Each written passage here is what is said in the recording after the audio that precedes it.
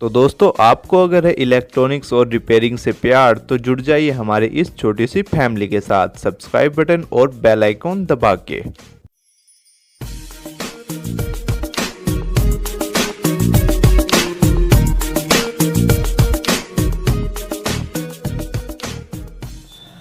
तो दोस्तों कैसे हो आप सब। आई होप कि आप सब अच्छे होंगे। और आज की इस वीडियो में जो हम बात करने जा रहे हैं वो हम बात करेंगे कि जो इलेक्ट्रॉनिक्स के कंपोनेंट होते हैं उनकी टेस्टिंग हम कैसे करते हैं। इस वीडियो के लिए भी मेरे को जो है बहुत सारे भाइयों ने कमेंट किया था, और अगर आप भी किसी टॉपिक पे वीडियो बनाना चाहते हैं तो आप कमेंट कर सकते हैं इस वीडियो के नीचे, तो मैं उस टॉपिक पे वीडियो फिर बना दूंगा। ठीक है, तो यहाँ पे जो है मैंने जो आपके मेन कंपोनेंट रहते हैं ऑलमोस्ट मैंने सारे इसमें ले लिए। Register, capacitor, transistor, transformer, relay, almost जितना कुछ ही मेरे को मिला वो सब मैंने इसमें ले लिया। ठीक है, अगर इसमें कुछ रह जाता है मुझसे तो मुझे कमेंट में लिख के ज़रूर बताइएगा, और अगर आप कहोगे तो मैं उसके ऊपर भी फिर वीडियो बना दूंगा। तो देखिए दोस्तों, अगर मैं इन सब कंपोनेंट के बारे में आपको डिटेल में बताऊं, इनकी पूरी थ्योरी बताऊं, तो ये वीडियो 1 घंटे से भी ऊपर चली जाएगी। वो आपको भी देखना पॉसिबल नहीं है और मेरा बनाना भी पॉसिबल नहीं है। तो इस वीडियो में मैं सिर्फ आपको बताऊंगा कि आपको ये टेस्ट किस तरीके से करना है। इसकी मैं आपको पीछे की थ्योरी फिलहाल इसमें कुछ नहीं बताऊंगा। अगर आप जानना चाहते हैं कि एक बिल्कुल डीप वे में जानना चाहते हैं किसी कंपोनेंट के बारे में, मान लीजिए ट्रांसफार्मर है इसके बारे में या फिर रिले के बारे में, तो आप मुझे कमेंट में लिख के बता दीजिएगा। मैं उसके ऊपर एक सेपरेट वीडियो बना दूंगा फुल डिटेल के लिए। लेकिन इस वीडियो में ओनली हम देखेंगे कि इनकी टेस्टिंग कैसे करते हैं एक फास्ट वे में। तो वैसे दोस्तों जितने भी कंपोनेंट मेरे को मिले तो वो सब मैंने ले लिए, लेकिन अगर मेरे से कुछ रह जाता है तो आप कमेंट में लिख के मेरे को ज़रूर बताइएगा। कुछ वैसे अभी काफ़ी सारे ऐसे कंपोनेंट होते हैं जो फ़िलहाल मुझे नहीं मिल पाए, अगर वो मेरे को फ्यूचर में मिल गए तो उनके ऊपर भी मैं वीडियो बना दूंगा अगर आप कहोगे। तो जितने मेरे को मिले वो सब मैंने ले लिए फ़िलहाल। तो देखिए, जो ये कंपोनेंट है आपके ये यूज़ होते हैं आपके इन्वर्टर, एलईडी, जो आपकी बड़ी चीज़ें हैं उनमें। लेकिन अगर इनको एसएमडी में बना देते हैं तो यही सब यूज़ होते हैं आपके मोबाइल रिपेयरिंग में भी। अगर आप इनको सीख लेते हैं टेस्ट करना तो जो इनका एक एसएमडी वर्जन है तो उसको भी जो है आप आराम से सीख जाएंगे जो कि उनको किस तरीके से टेस्ट करना है। तो यहाँ पे जो है दोस्तों आपको डीसी पावर सप्लाई दिखाई दे रही होगी, तो मैं आपको दोनों तरीके से ही दिखाऊंगा। आपको मल्टीमीटर से भी टेस्ट करके दिखाऊंगा और डीसी पावर सप्लाई से भी, क्योंकि कुछ कंपोनेंट ऐसे होते हैं कि जिनको डीसी पावर सप्लाई से भी चेक किया जाता है एक एक्यूरेट पता लगाने के लिए कि वो सही है नहीं, और कुछ का जो काम चल जाता है आपका मल्टीमीटर से भी चल जाता है। ठीक है, तो डीसी पावर सप्लाई का भी यहाँ पे थोड़ा सा यूज़ है, तो इसलिए जो है मैंने डीसी पावर सप्लाई को भी यहाँ पे जो है इंक्लूड किया है। ठीक है, जैसा कि मैंने आपको इस वीडियो में बताया कि इस वीडियो में हम थ्योरी की बात नहीं करेंगे, हम ओनली जानेंगे कि इनकी टेस्टिंग कैसे करते हैं एक फास्ट वे में। तो चलिए शुरू करते हैं। सबसे पहले हम लेते हैं एलईडी को। एलईडी का तो खैर सभी को पता ही है कि एलईडी किस तरीके से टेस्ट होती है, तो फिर भी एक बार दिखा देता हूँ। ये आपकी टेस्ट होती है हॉट टेस्टिंग पे। इसके लिए आपको वोल्ट चाहिए होगी लगभग 2 वोल्ट के आसपास। यहाँ पे मैं सेट कर लेता हूँ डीसी पावर सप्लाई में। और आपको सिंपली करना क्या होता है, एक पावर प्रोब को जो है आप कि इस लैग से कनेक्ट कर दीजिए और एक को इससे। एलईडी का तो खैर सभी को पता ही होता है, एलईडी अगर सही हो तो एलईडी सही होगी तो वो लाइट देगी है, अगर ख़राब होगी तो बात अलग है। ठीक है, तो ये तो बात रही है आपकी एलईडी की। अब हम बात करते हैं इसके सिरामिक कैपेसिटर की। ये सिरामिक कैपेसिटर भी आपने देखा होगा, तो इसको हम चेक करेंगे मल्टीमीटर से, मल्टीमीटर की कंटिन्यूटी रेंज से। इस सिरामिक कैपेसिटर में आपको क्या देखना होता है कि ये शॉर्ट ना हो बस। तो जैसा कि अगर आप यहाँ पे देखेंगे तो इसमें किसी तरह की फ़िलहाल कोई शॉर्टिंग नहीं है, तो इसका मतलब जो है सही है कैपेसिटर। तो इसको जो है बस शॉर्ट नहीं दिखाना चाहिए। इसकी टेस्टिंग ये होती है सिरामिक कैपेसिटर की। ठीक है, इसके बाद हम लेते हैं आपका सेफ्टी कैपेसिटर। ये आपने देखा होगा इन्वर्टर वगैरह में लगा होता है। इसकी टेस्टिंग क्या होती है, इसको भी हम शॉर्टिंग के लिए ही चेक करते हैं। तो अगर ये किसी तरह की शॉर्टिंग नहीं दिखा रहा है तो इसका मतलब जो है सही है। ठीक है, शॉर्टिंग दिखा है तो आपको चेंज करना पड़ेगा ही। उसके बाद आ जाते हैं दोस्तों इस कैपेसिटर पे। ये भी आपने देखा होगा इन्वर्टर, एलईडी वगैरह सब इन सब में यूज़ होता है। देखो, इसको चेक करने के 2 तरीके हैं आपके। एक तो आपका कंटिन्यूटी रेंज में, जैसे मैंने आपको बताया कि एक तो जो है ये शॉर्टिंग नहीं दिखाना चाहिए आपका, अगर आप इसको मल्टीमीटर से चेक कर रहे हैं जिस तरीके से ये। और अगर आप इसको डीसी पावर सप्लाई से चेक करना चाहते हैं तो आप क्या कर सकते हैं, जैसे कि यहाँ पे लिखा हुआ है 63 वोल्ट। ठीक है, तो इसे आप लगभग 10 वोल्ट पे सेट कर लीजिए। और अब जो है इस कैपेसिटर को एक बार चार्ज कीजिए। चार्ज कैसे होगा ये, यहाँ पे अगर आप देख रहे हो तो इस पे एक नेगेटिव साइन है, तो नेगेटिव को जो है हम नेगेटिव से कनेक्ट करेंगे और पॉजिटिव को पॉजिटिव से। ठीक है, कुछ सेकंड के लिए रखेंगे।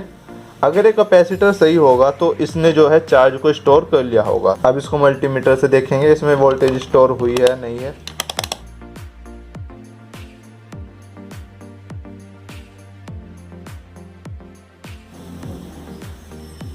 तो ये देखिए आप 10 वोल्ट के आसपास इसने जो है स्टोर कर लिया है।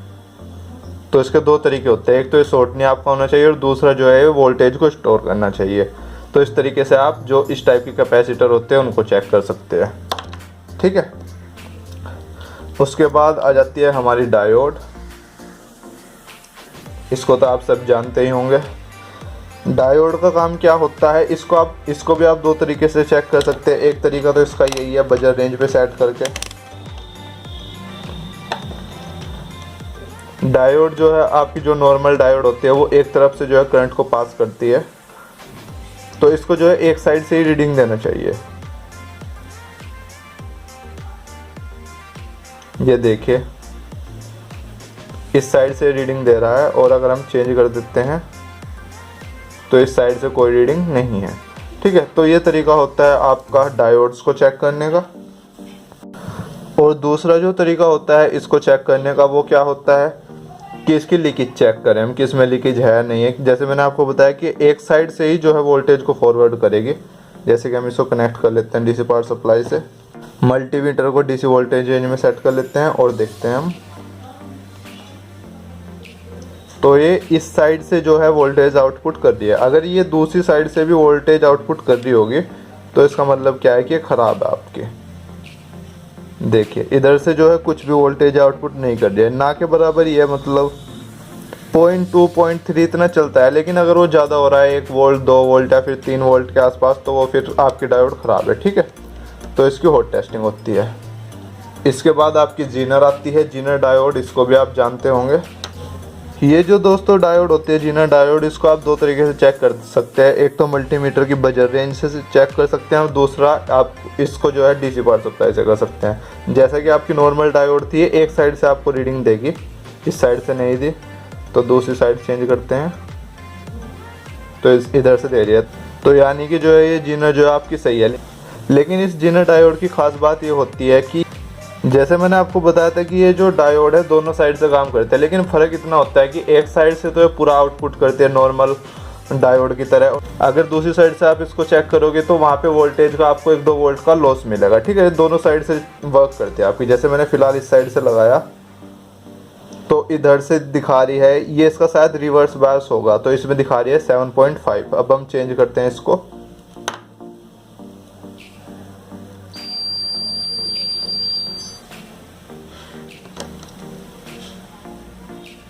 तो ये देखिए ये है इसका फॉरवर्ड बायस।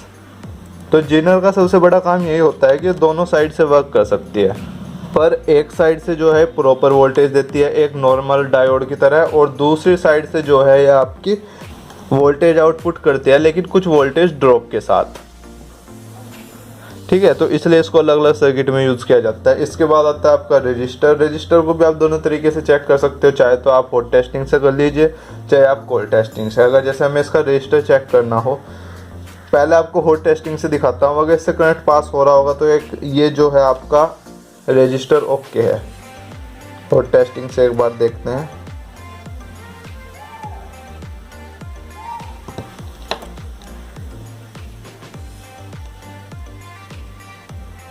तो ये देखिए करंट इससे पास हो रहा है, तो ये रजिस्टर आपका ओके है। अगर हमें इसका रेजिस्टेंस चेक करना हो कि कितना रेजिस्टेंस है, तो सबसे पहले हम इसको रखेंगे 200 ओम पे, हम इसको रख लेते हैं। ठीक है, इन ये जो प्रोब है इनका रेजिस्टेंस चेक करते हैं। कुछ देर के लिए लगा के रखे तभी वो एक्यूरेट वैल्यू आती है। तो 7.7 ओम है जो ये जो आपकी प्रोब है इनका रेजिस्टेंस। ठीक है, अब हम इसको कनेक्ट करते हैं।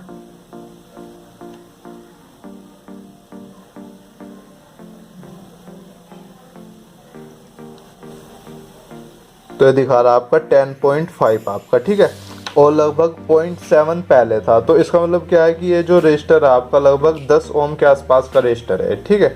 तो ये तरीका होता है आपका रजिस्टर को चेक करने का।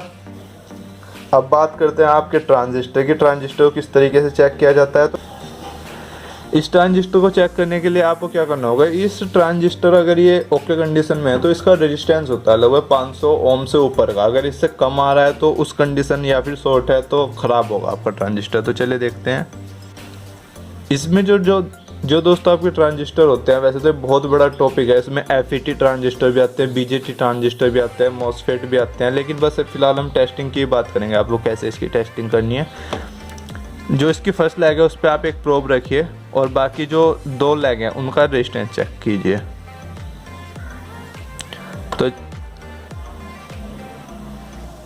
तो जैसा कि अगर आप देख पा रहे हो 708 ओम के आसपास से अपना रेजिस्टेंस दिखा रहा है,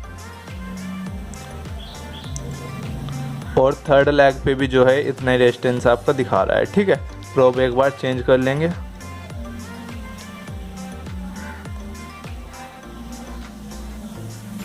तो इस साइड से जो है किसी भी तरह कोई रेजिस्टेंस नहीं दिखा रहा है। इसका मतलब क्या है कि PNP ट्रांजिस्टर है आपका। अगर ये NPN होता तो अगर हम नेगेटिव को यहाँ लगाते हो तब ये रीडिंग देता आपका, ठीक है। अगर आपको इसके बारे में डिटेल में चाहिए हो जानकारी तो आप कमेंट में लिख देना, इसके ऊपर भी जो है मैं एक पूरी वीडियो बना दूंगा, ठीक है। तो चलिए दोस्तों अब बात करते हैं इन SMD MOSFET के बारे में। ये भी आपने देखे होंगे, ज़्यादातर जो है आपके लैपटॉप्स में यूज़ होते हैं, LED वगैरह में यूज़ होती है, तो वहाँ आपने देखे होंगे। मोबाइल पे भी यूज़ होते हैं लेकिन वो काफ़ी छोटे होते हैं। तो इनको आपको टेस्ट करने का आपको तरीका बता देता हूँ, और वीडियो भी जो है काफ़ी लेंथी हो गई है तो इसको 2 पार्ट में बनाऊँगा। बाकी जो आपके कंपोनेंट रह जाते हैं उसको आप पार्ट 2 में देख लीजिएगा, ठीक है। तो दोस्तों इस MOSFET को टेस्ट करने के सबसे पहली बात तो जो है कि ये जो है आपका शॉर्ट नहीं होना चाहिए। जैसे कि एक मेरे पास सही भी है इसमें और एक ख़राब भी है, तो मैं आपको दोनों दिखाता हूँ। पहले ख़राब वाला दिखाता हूँ। तो अगर आप इसको देखोगे, आप इसकी किसी भी लेग पे रख लीजिए प्रोब, ये तो आपको शॉर्ट ही दिखाएगा। तो ये तो आपका 100% ख़राब है ही।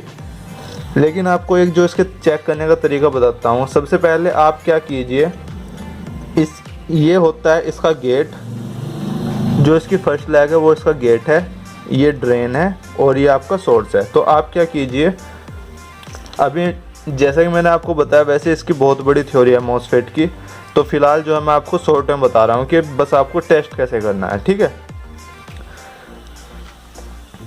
क्योंकि इसमें भी आपका N चैनल MOSFET होता है, P चैनल MOSFET होता है। तो सबसे पहले आप क्या कीजिए, किसी एक प्रोब को इसके ड्रेन से कनेक्ट कीजिए और देखिए कि सोर्स के साथ वो वैल्यू दे रही है या नहीं दे रही है। तो नहीं दे रही है फिलहाल ये सोर्स के साथ अगर हम टच कर रहे हैं तो, ठीक है। अब आप प्रोब को चेंज कीजिए, ठीक है। अब देखिए तो अब ये वैल्यू दे रही है, ठीक है। तो इसका मतलब क्या हुआ कि N चैनल MOSFET है। अब इसको टेस्ट कैसे करना है, ये इसकी टेस्टिंग अभी नहीं हुई। फिलहाल तो हमने ये पता किया कि N चैनल था, P चैनल था। तो अब हम क्या करेंगे कि इस MOSFET का काम होता है कि जब इसको वोल्टेज मिलती है तो ये स्विचिंग करता है। तो इसके हम गेट को हल्का सा टच करेंगे, इसको टच किया हमने तो ये चार्ज हो गया, और अब इसको यहाँ पे सोर्स पे शॉर्ट दिखाना चाहिए। तो वो देखिए आप, ठीक है। अब इसको डिस्चार्ज कर देते हैं तो फिर से रीडिंग, ठीक है। अब इसको हम गेट को फिर एक बार टच करते हैं और फिर देखते हैं तो फिर शॉर्टिंग, फिर डिस्चार्ज करते हैं, नॉर्मल रीडिंग, ठीक है। तो इस तरीके से जो है आपका MOSFET स्विचिंग करता है। अगर ये इस तरीके से स्विचिंग आपका कर रहा है MOSFET तो एकदम आपका ओके MOSFET है, ठीक है। बाकी जो आपके कंपोनेंट रह जाते हैं इसमें आपकी एक तो ये रिले रह जाती है, ये किस तरीके से काम करते हैं ये बताना है आपको। आपका जो है पावर ट्रांजिस्टर होता है ये किस तरीके से काम करता है ये बताना है। ट्रांसफार्मर कैसे काम करते हैं ये भी बताऊँगा। और ये आपका जो रेजोनेटर होता है, क्रिस्टल बोलते हैं जिसको, ये किस तरीके से काम करता है। तो इसके लिए जो है दोस्तों मैं आपको, ये वीडियो जो है काफ़ी लेंथी हो गई है तो नेक्स्ट वीडियो बनाऊंगा मैं तो इसका मैं पार्ट 2 बनाऊंगा। तो उसमें जो है हम ये जो अब बाकी हमारे कंपोनेंट रह गए हैं तो इसके बारे में बात करेंगे। तो अगर दोस्तों आपको ये वीडियो अच्छी लगी हो तो इस वीडियो को आप लाइक जरूर कीजिएगा। तो मैं मिलता हूँ आपको नेक्स्ट वीडियो में।